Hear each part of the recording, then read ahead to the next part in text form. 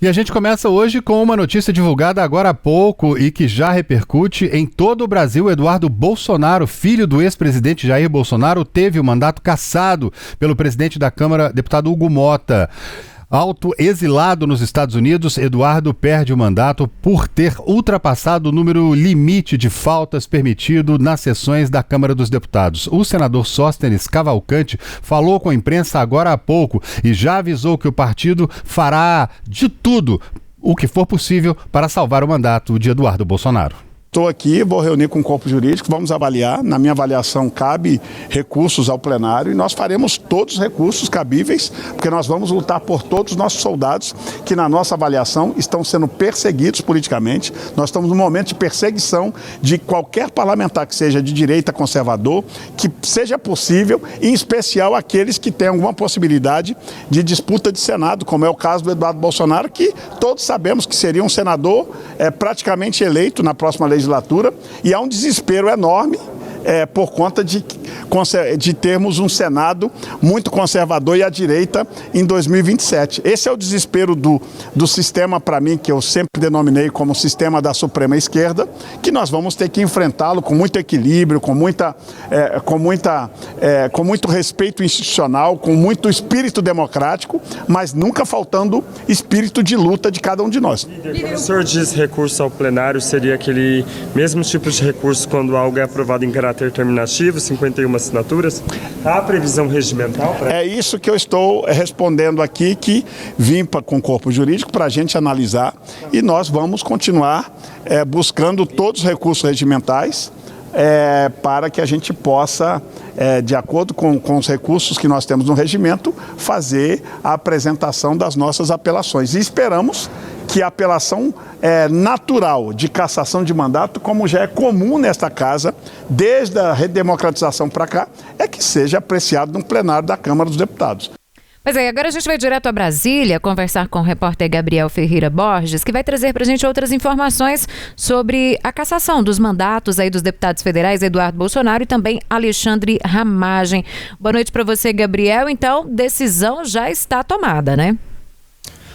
Já está tomada, Síria, e já foi publicada, inclusive, em uma edição do Diário Oficial do Legislativo. É importante frisar alguns pontos sobre essa decisão do presidente Hugo Mota, Síria. O primeiro deles é a forma como essa decisão ela foi tomada. Foi na contramão do que Hugo Mota fez quando ele pautou a cassação da agora ex-deputada federal Carla Zambelli, do PL de São Paulo. Em vez de levar a cassação de Eduardo Bolsonaro e de Alexandre Ramagem para o plenário da Câmara dos Deputados, que era o que, por exemplo, o líder do PL, o Sóstenes Cavalcante, queria, Hugo Mota, ele decretou de ofício a perda do mandato de Alexandre Ramagem e também de Eduardo Bolsonaro. Lembrando que Mota poderia correr o risco de acontecer exatamente o que aconteceu com o Zambelli. Levar essa cassação dos dois deputados para o plenário da Câmara dos Deputados,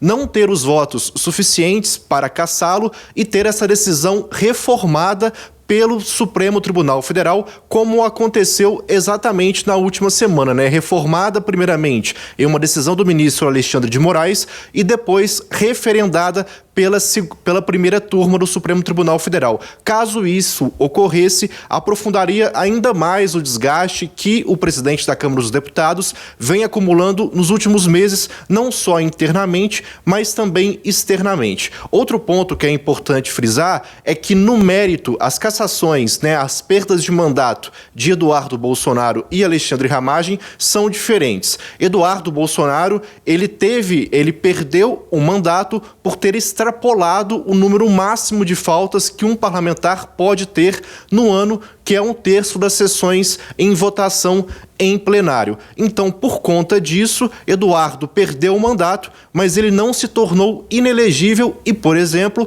pode concorrer a qualquer cargo que ele quiser nas eleições de 2026. Já o agora ex-deputado federal Alexandre Ramagem, ele perdeu o mandato por esse ofício de Hugo Mota em razão de sua condenação no Supremo Tribunal Federal a 16 anos de prisão por tentativa de golpe de Estado. No caso de Ramagem, ele perde um mandato e também ele tem os direitos políticos suspensos, já que a condenação criminal que ele teve tornará também inelegível. No caso de Ramagem, ele se torna inelegível por 24 anos, já que pela lei das eleições, pela lei da inelegibilidade, se soma o período todo da pena, que são os 16 anos, mais os 8 anos de inelegibilidade, o que deixaria Ramagem sem poder concorrer a uma eleição, por exemplo, até o ano de 2049. André. Pois é, Gabriel. Gente, vocês que estão nos acompanhando aí, chegando agora aqui no Tempo News de hoje, trazendo informação para vocês,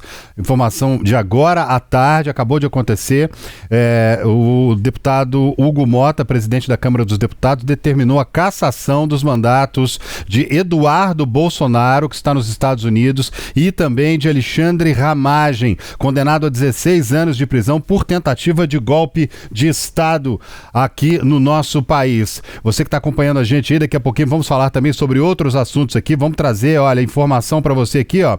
Trazendo aqui uma enquete que a gente está fazendo, um assunto que nós vamos falar daqui a pouquinho. Ó. Você concorda com o veto do presidente Lula ao PL da dosimetria? Estamos fazendo a pergunta e vamos entrar nesse assunto daqui a pouquinho. E olha, continuando aqui sobre o Eduardo Bolsonaro e o Alexandre Ramagem, o líder da oposição, Sóstenes Cavalcante, também se manifestou hoje pelas redes sociais. O deputado do PL disse que a mesa diretora está se rendendo a pressões externas. Na tela, vamos ver o que disse Sóstenes Cavalcante. Tá aí, Síria, vamos ver lá, olha. André, ele fez um post ali e disse o seguinte, olha, atenção Brasil, às 16h40, 4h40 da tarde, né? Traduzindo aqui, recebi ligação do presidente da Câmara, Hugo Mota, comunicando a decisão da mesa diretora de cassação de ofício dos mandatos dos deputados Eduardo Bolsonaro e delegado Ramagem. Trata-se de uma decisão grave que lamentamos profundamente e que representa mais um passo no esvaziamento da soberania do parlamento.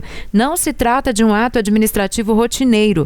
É uma decisão política que retira do plenário o direito de deliberar e transformar a mesa em instrumento de validação automática de pressões externas quando mandatos são cassados sem votos dos deputados. O parlamento deixa, portanto, de ser poder e passa a ser tutelado. Tem mais ali, segue essa lâmina dele, segue aí essa manifestação dele pelas redes sociais. Milhões de brasileiros que confiaram seus votos a Eduardo e ao delegado Ramagem ficam hoje sem representação.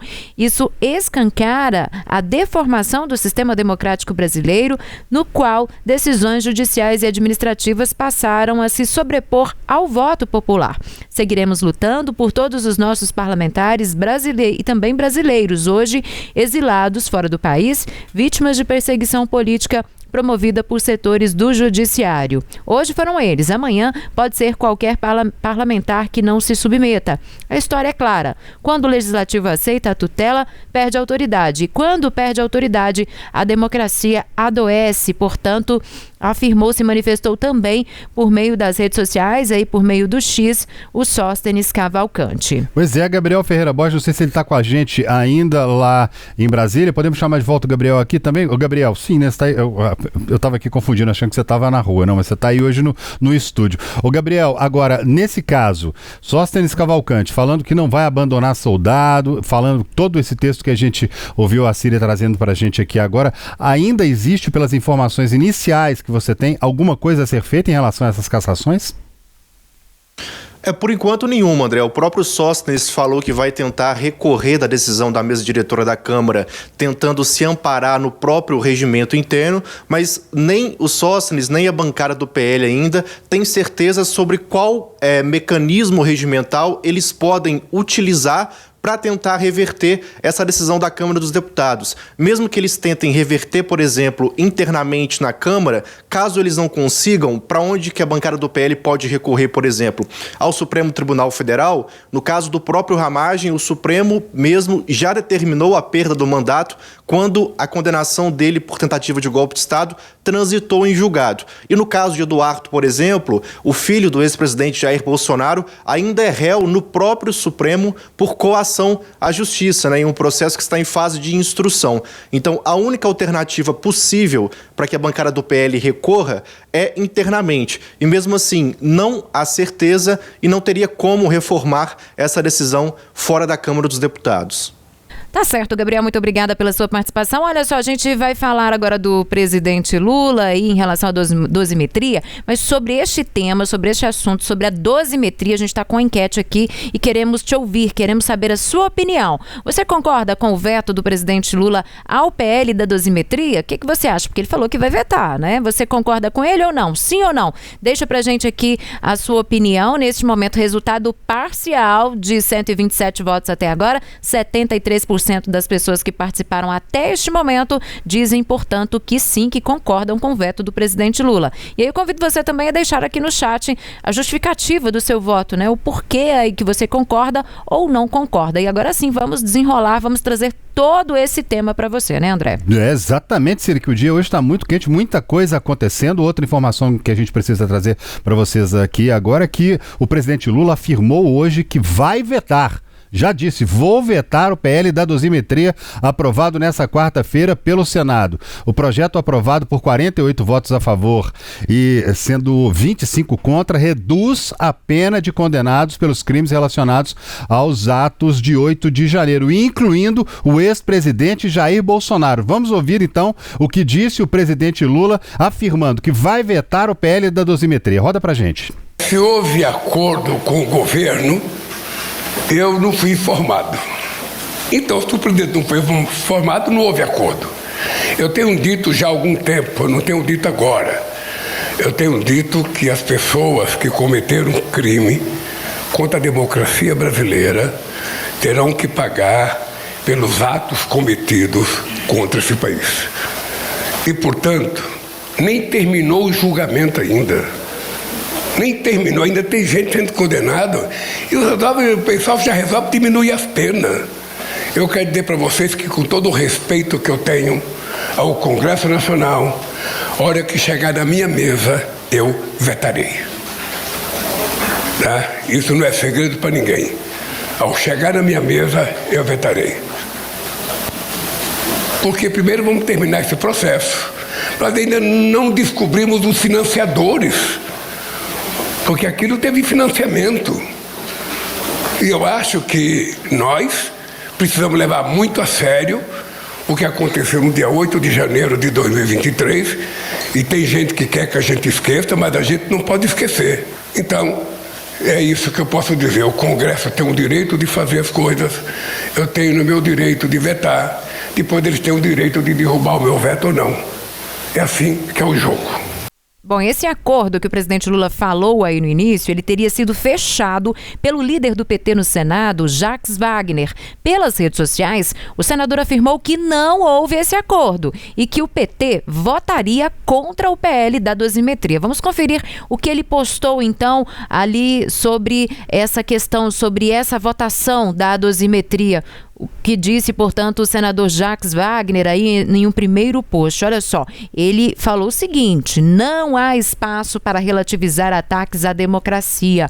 O 8 de janeiro foi um ataque direto às instituições e ao voto, às liberdades do povo brasileiro. O PL da dosimetria é um convite para o retrocesso e quem atentou contra o Estado Democrático de Direito precisa responder por seus atos. Democracia se defende todos os dias, com firmeza e sem concessões, postou, portanto, Jacques Wagner em uma rede social. Pois é, um dia muito quente. Vamos lá, então, olha, gente, mas a ação de Wagner foi alvo da ministra das Relações Institucionais, Gleisi Hoffmann. Nas redes sociais, ela também foi lá. Falar o quê? Falar o seguinte, vai aparecer na sua tela. A redução das penas de Jair Bolsonaro e demais golpistas aprovada agora à noite no Senado é um desrespeito à decisão do STF e um grave retrocesso na legislação que protege a democracia. A condução desse tema pela liderança do governo no Senado, na CCJ, foi um erro lamentável, contrariando a orientação do governo,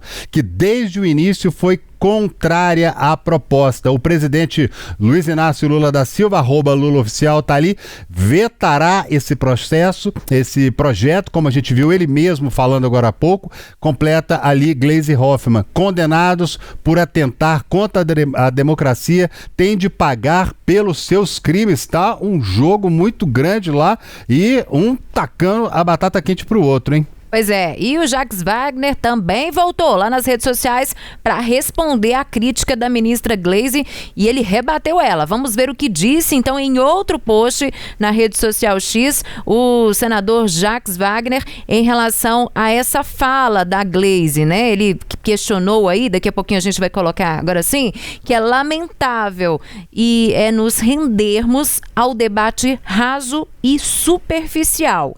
É despachar divergências de governo por rede social. Então, Jacques Wagner foi lá e respondeu a provocação da ministra Gleisi Hoffmann, que foi feita ali também por uma rede social, André. Pois é, Siri, vamos explicar direitinho para vocês. Olha, se for à frente, o projeto pode beneficiar Bolsonaro, né, e outros condenados por tentativa de golpe de Estado e crimes ligados a ameaças ao Estado Democrático de Direito, Siri. É isso que diz a lei ali. Pois é, e Bolsonaro, ele foi condenado em setembro pelo Supremo Tribunal Federal a 27 anos e 3 meses de prisão pelos crimes de organização criminosa, tentativa de abolição violenta do Estado Democrático de Direito, golpe de Estado, dano contra o patrimônio da União e deterioração de patrimônio tombado. Gente, agora Bolsonaro pode ver cair o tempo de cumprimento da pena em regime fechado, dos atuais 6 a 8 anos para algo em torno de 2 anos e 4 meses e 4 anos e 2 meses. Isso vai depender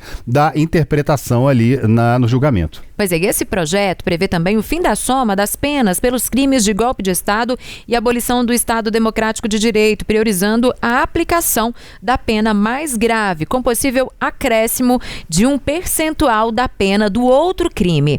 A depender do caso, permite ainda uma progressão de regime mais rápida, né? Ou seja, ali, passar da cadeia para um regime semiaberto ou domiciliar a partir do cumprimento de 1/6 da pena, nos casos que não envolvam aí crimes contra a vida. Além disso, autorizada a redução de 1/3 a 2/3 das penas quando os crimes forem cometidos em contexto de multidão, regra que não se aplicaria a Bolsonaro, condenado por ser líder da tentativa de golpe.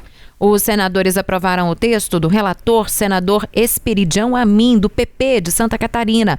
Na CCJ, que é a Comissão de Constituição e Justiça, o relator acatou emenda do senador Moro, do União do Paraná, para restringir, portanto, a redução da pena em regime fechado em relação aos crimes contra o Estado Democrático de Direito. E olha, apesar de alterar o projeto, a emenda foi classificada como de redação e não de mérito pelo relator. Isso permite que o texto não precise retornar para análise da Câmara dos Deputados com a aprovação do plenário.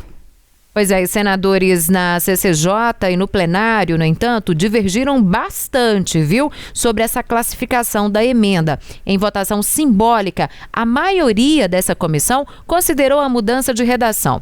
No plenário, durante a votação, senadores a favor e contra debateram a matéria.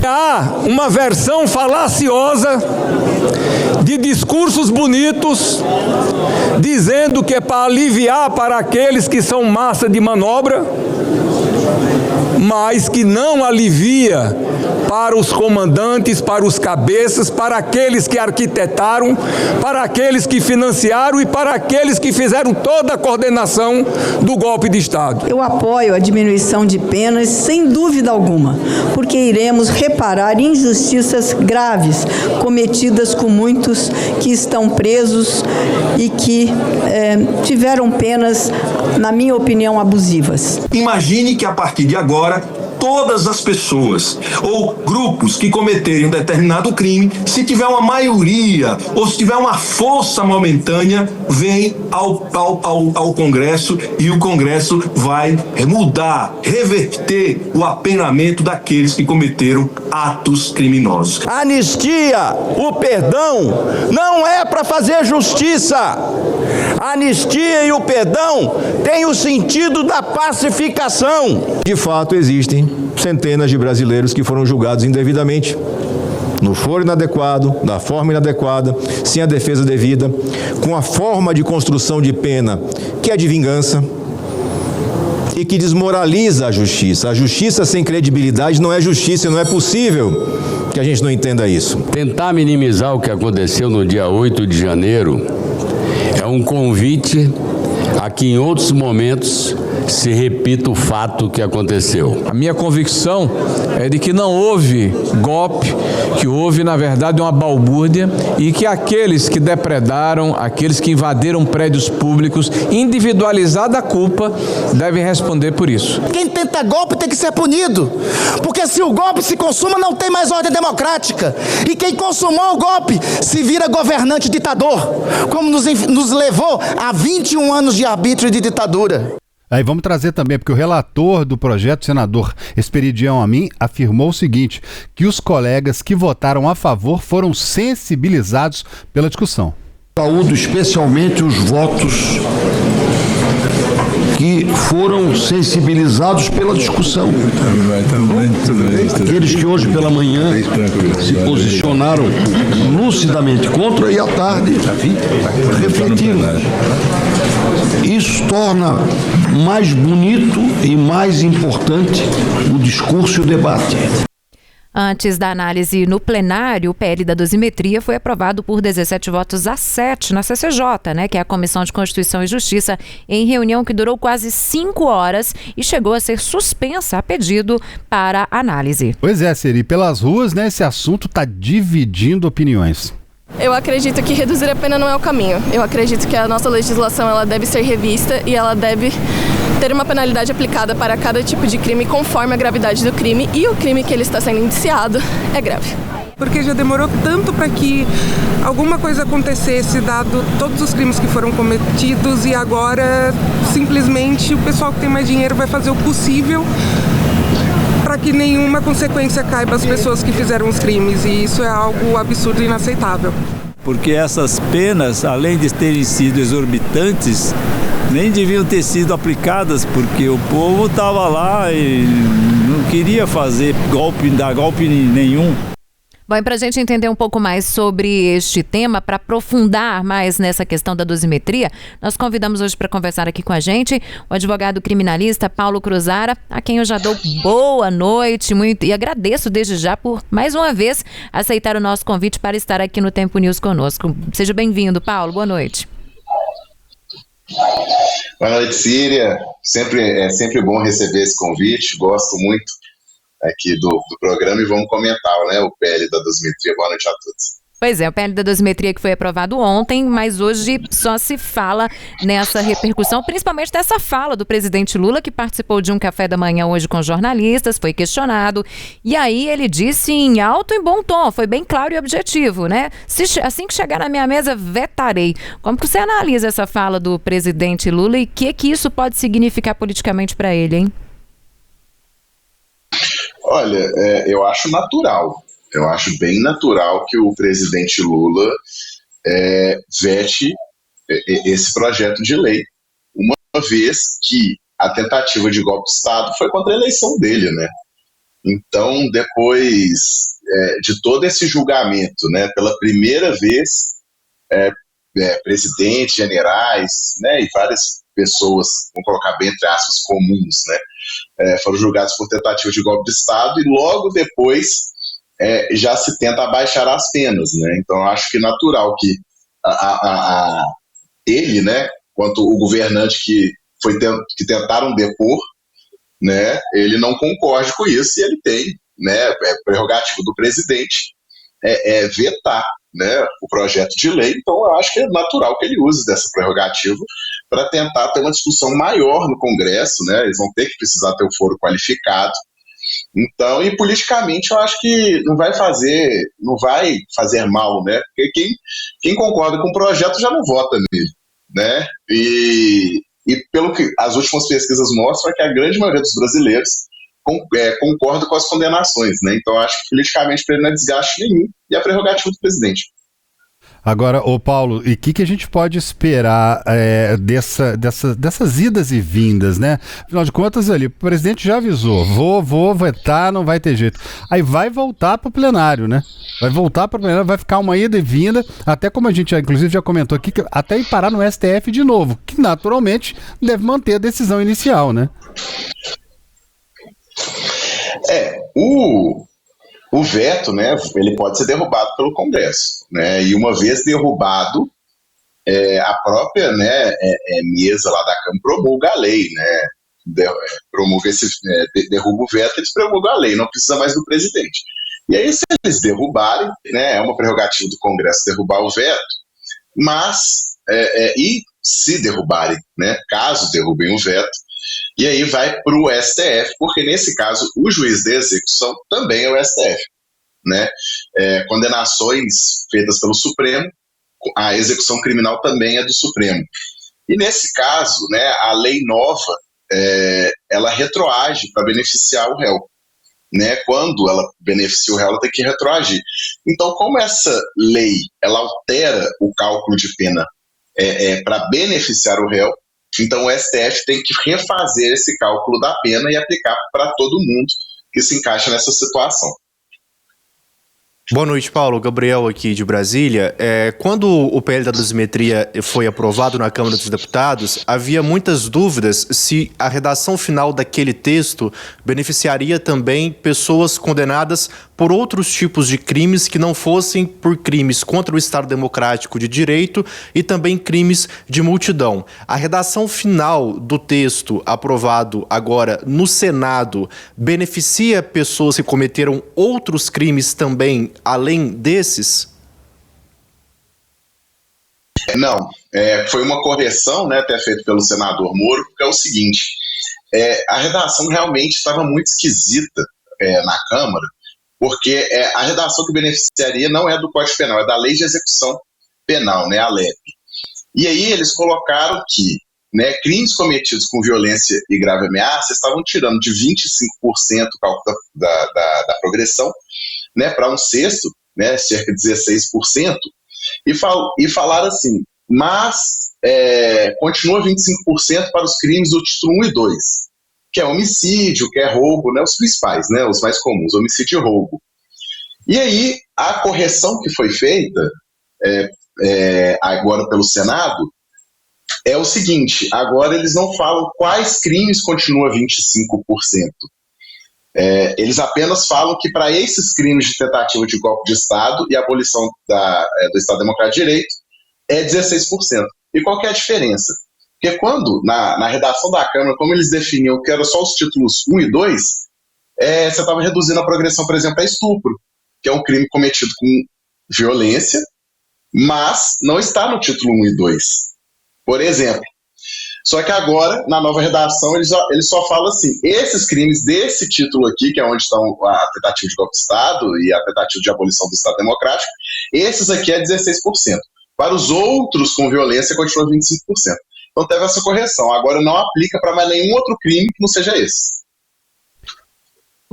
Eu queria saber de você o seguinte, a gente até começou a falar sobre isso, como é que essas mudanças aí agora podem influenciar a progressão de regime para os condenados, né? Especialmente aí no caso desses crimes contra a democracia? Então, coitado do artigo 112 da Lei de Execução Penal, que é esse que trata das progressões, porque toda vez que acontece algum crime de repercussão, eles alteram esse artigo 112, ele tem várias redações ao longo dos anos, né? E agora fizeram uma bem específica, né? Então, o que altera? Antes, do jeito que estava, né? E ainda está, né? Porque o presidente Lula avisou que vai vetar essa lei, crimes com violência e grave ameaça precisam de 25% de você cumprir a pena total, 25% para progredir. Né? Como aqui eles começam no fechado, você cumpre 25% da pena e vai para o semiaberto. Mais 25% da pena remanescente vai para o aberto. Né? O que eles estão tentando mudar é esse cálculo de 25% para 16%. Como as condenações são altas, isso pode levar alguns anos a menos, por exemplo, no regime fechado e, consequentemente, alguns anos a menos no regime semiaberto. Então, eles vão chegar no regime aberto bem mais rápido, né? E o regime aberto costuma ser domiciliar. Então, a ideia é essa, né? É tentar diminuir o tempo dentro da prisão, né, para o Bolsonaro e os demais condenados. Agora, me diz uma coisa, em relação ao Eduardo Bolsonaro, como é que fica a situação dele agora? Ele tendo mandato cassado, se for... Bom, já cassou, acho que não tem muito jeito do que fazer agora. Pelo menos no momento inicial, não. A situação dele está se agravando, ele perde o salário, ele não tem como se sustentar nos Estados Unidos. Ele teve há um tempo atrás contas bloqueadas pelo ministro Alexandre de Moraes. As fontes de recursos que ele tinha, aqueles 2 milhões de reais que o pai dele falou que passou para ele, que é dinheiro de Pix e tudo, para ele se sustentar lá fora. Afinal de contas, como é que você acha que fica a situação de Eduardo Bolsonaro a partir desse momento que ele teve um mandato cassado e está lá fora? Se voltar para cá, vai encarar de frente a justiça já no aeroporto? O Eduardo Bolsonaro, ele escolheu, né, caminhar por veredas bem complicadas, né, ir para um país estrangeiro para atuar contra os interesses nacionais para tentar beneficiar a família dele, né. Isso pegou muito mal, né, em todos os campos, né, pessoas de todos os campos ideológicos, da esquerda à direita. Isso aí pegou muito mal e as consequências estão vindo, né, talvez não tão rápido quanto algumas pessoas desejariam, mas essa cassação eu acho que já era esperada, né, pela questão dele não aparecer, então tem essa previsão legal, mas a cassação, por esse motivo, né, de faltas, não traz a inelegibilidade dele, então ele ainda pode se candidatar, mas, né, agora, se ele for condenado no Supremo pela obstrução de justiça, ele tem os direitos políticos cassados como uma consequência imediata da condenação criminal. Então, agora ele perde, né, uma fonte de renda importante, ele perde o status dele de congressista brasileiro, né, que traz alguns benefícios, e continua, né, sendo julgado pelo Supremo, que é a jurisprudência nova, né, você não deixa de ser julgado pelo Supremo depois que perde o cargo, e se condenado, então ele ainda vai se tornar foragido, né. Agora, Paulo, voltando um pouquinho para essa questão da dosimetria, que a gente falava aqui da progressão, das possibilidades de reduções de penas, né? Esse projeto, ele prevê, de fato, essas reduções de forma automática, ou isso, na verdade, ainda vai depender aí de uma análise judicial?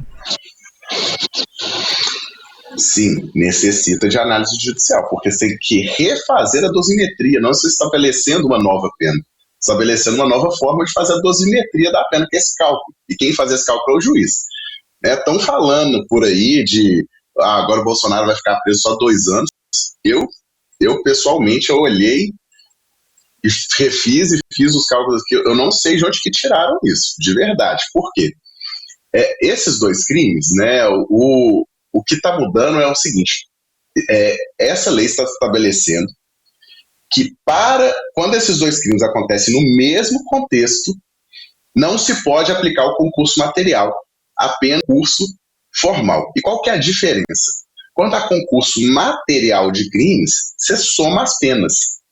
E quando há concurso formal, você pega a pena mais grave e aumenta de 1/6 até metade. Então, vou dar um exemplo aqui, para ficar mais claro isso para as pessoas. Crime material é quando você sai cometendo vários crimes, um sem muita conexão com o outro e tudo, as penas são somadas. Você é denunciado por vários crimes, mas aí as penas são somadas.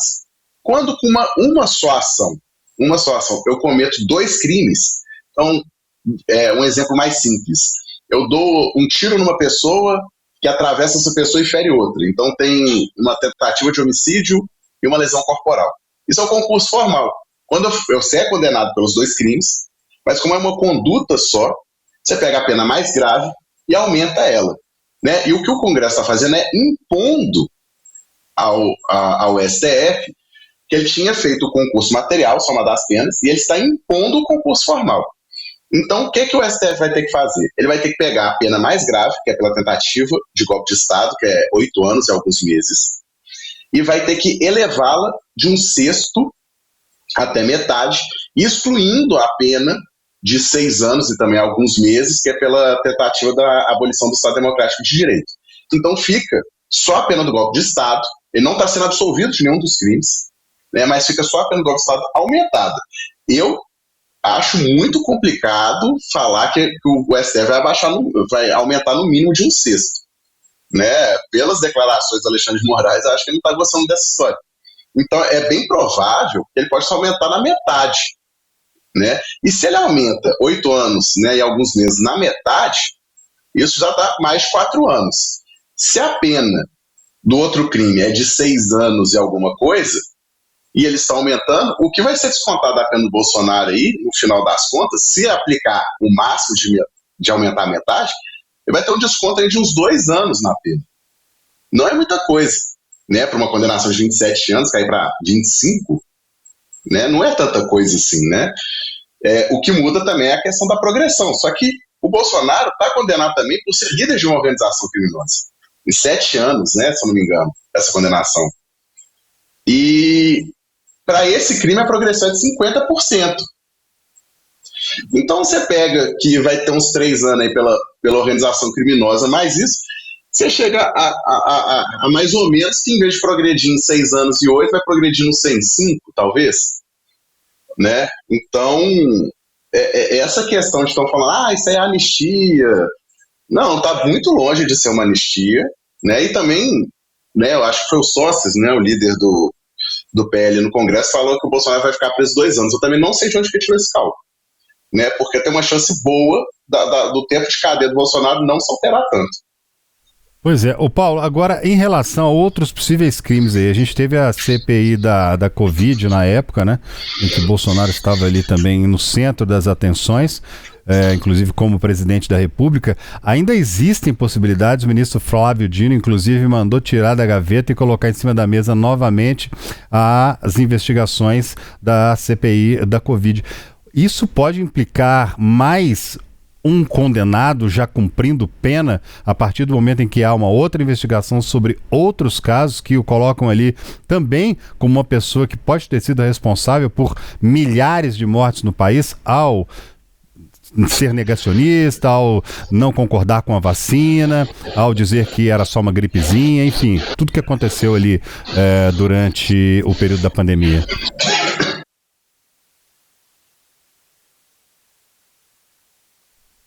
Eu acho que agora ficou fechado o seu áudio. Eu não sei se ficou fechado por aí ou se ficou fechado por aqui. Eu acho que... Dá uma testada aí. Agora eu tô te ouvindo aí, Paulo.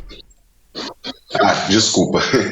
Então, tem essa questão da CPI da Covid, que inclusive saiu uma notícia hoje, né? Que parece que a ABIN oficiou a presidência sobre que uma pandemia poderia vir para o Brasil, que tinha que se preparar. E parece que esse ofício foi ignorado, né? Então tem essa questão aí dessa investigação e como que funciona a execução da pena. Sempre, enquanto você está sendo investigado ou respondendo o crime, isso não altera a sua execução de pena, não altera. Mas se você for condenado por um novo crime, existe um que a gente chama de unificação das penas, que é o artigo 111 da LEP. Na unificação das penas, né, o juiz da execução, que nesse caso, como eu falei antes, é o STF, ele pega as condenações, soma as penas e refaz o cálculo dos benefícios de progressão de regime e tudo. Então, por exemplo, vamos dizer que daqui a uns anos o Bolsonaro progrediu para o semiaberto. Mas aí ele é condenado por alguns crimes, ainda não sabemos quais crimes que podem ser imputados a ele, né? Ele é condenado por alguns crimes em relação a essa questão da Covid. Aí vamos dizer que a condenação, vou colocar um número redondo, de 10 anos. Esses 10 anos é somado a essa execução que já está em vigor. Ele pode, né, o juiz pode retroagir ele do semiaberto para o fechado e ele tem que cumprir mais um tempo para conseguir progredir, porque com esses 10 anos, vamos dizer, por exemplo, ele não teria direito a progredir. Então esses cálculos vão sendo refeitos enquanto for chegando novas condenações. Tá certo. Paulo Cruzar, advogado criminalista. Paulo, mais uma vez, muitíssimo obrigada, viu, por você estar aqui conosco, atender o nosso chamado e até uma próxima oportunidade. Muito obrigado, boa noite a todos e fico à disposição.